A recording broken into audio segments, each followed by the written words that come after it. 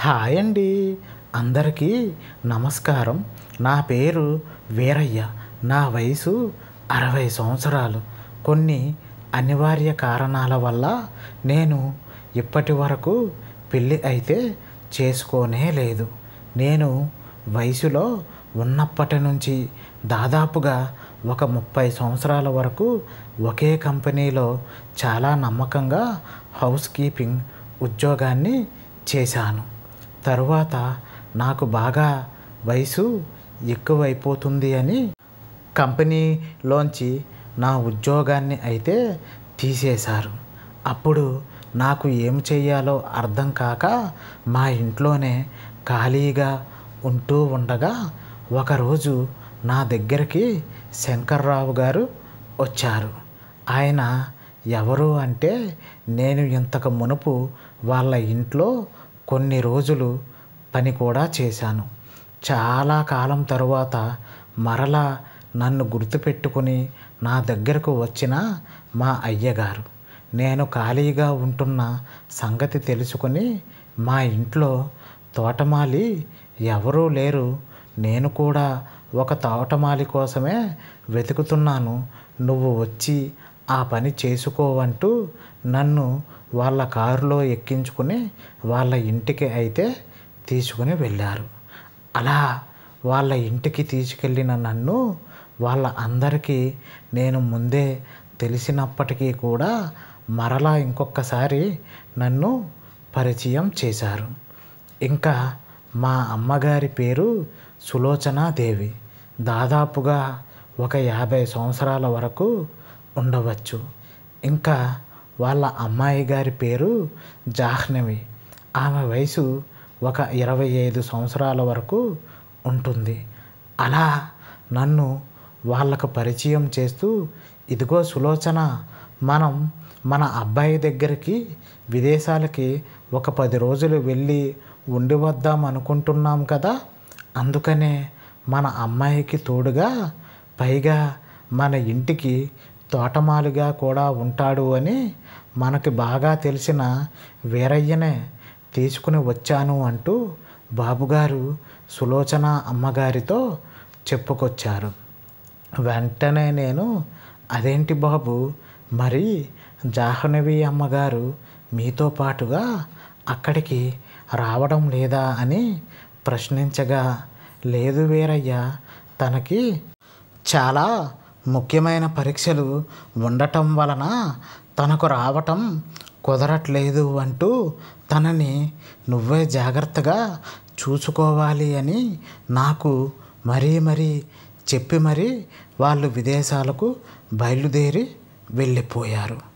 దాంతో నేను మాత్రం పక్కనే ఉన్న రేకుల షెడ్డులో ఉంటూ రోజు మొక్కలకు నీళ్లను పోస్తూ ఇంట్లో ఏమైనా పనులు కానీ ఉంటే వాటిని చేసుకుంటూ ఉండేవాడిని.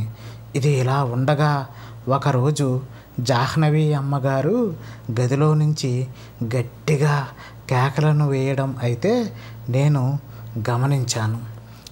వెంటనే నేను ఏమైందో ఏంటో అని హుటాహుటిన కంగారు పడుతూ ఆమె గదిలోకి వెళ్ళి, ఏమైందమ్మగారు అని ప్రశ్నించగా, వీరయ్య, బల్లి అంటూ, నాకు బల్లి అంటే చచ్చేంత భయం, దాన్ని ఎలాగైనా సరే ఇక్కడ నుంచి తీసి బయట పడేసేయని చాలా భయంగా చెప్పడంతో వెంటనే నేను, అలాగే అమ్మగారు అని ఒక కర్రను తీసుకొని దానిని తీయడానికి ప్రయత్నిస్తూ ఉండగా అది కాస్త ఎగిరి పక్కనే ఉన్న మా జాహ్నవి అమ్మగారి ఒళ్ళోకి అయితే వచ్చి పడింది. ఇంకా అంతే సంగతి.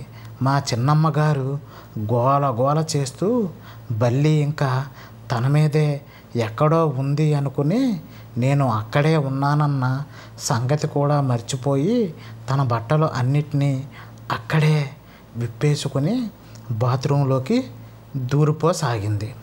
అయితే నా జీవితంలో ఒక ఆడదాన్ని అలా పూర్తిగా నగ్నంగా చూడటం అదే మొదటిసారి కావడంతో నాలో వెంటనే విపరీతమైన కామవాంఛ కోరికలు మొదలవ్వ సాగాయి.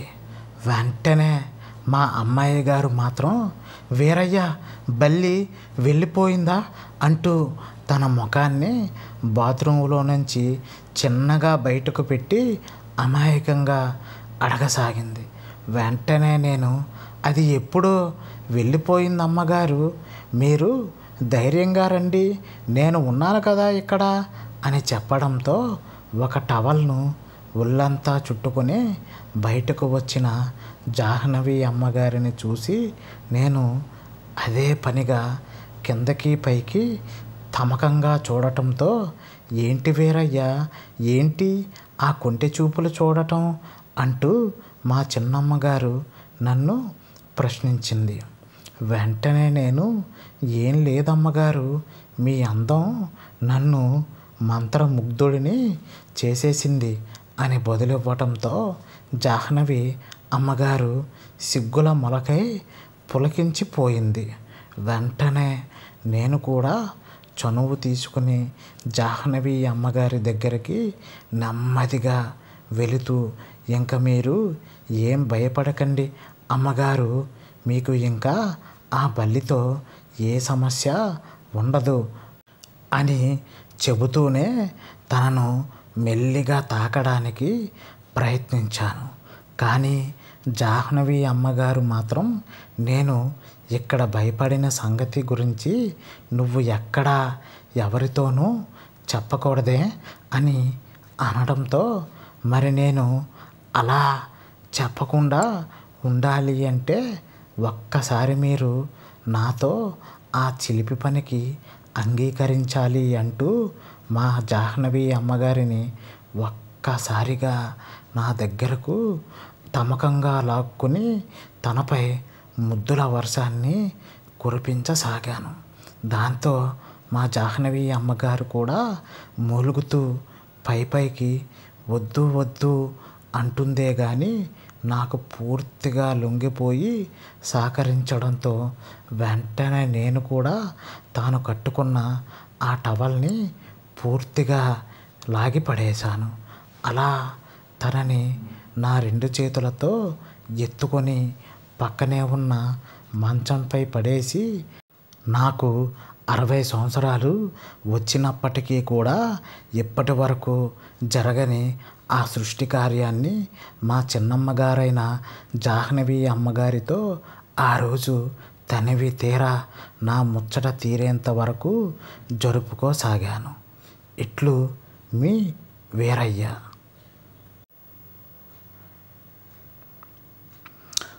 ఓకే ఫ్రెండ్స్, మా వీడియో కనుక మీకు నచ్చినట్టయితే లైక్ చేయండి, షేర్ చేయండి, సబ్స్క్రైబ్ చేసుకోండి ఫ్రెండ్స్. మరొక మంచి వీడియోతో మీ ముందుకైతే వస్తాను. అంతవరకు బాయ్ బాయ్.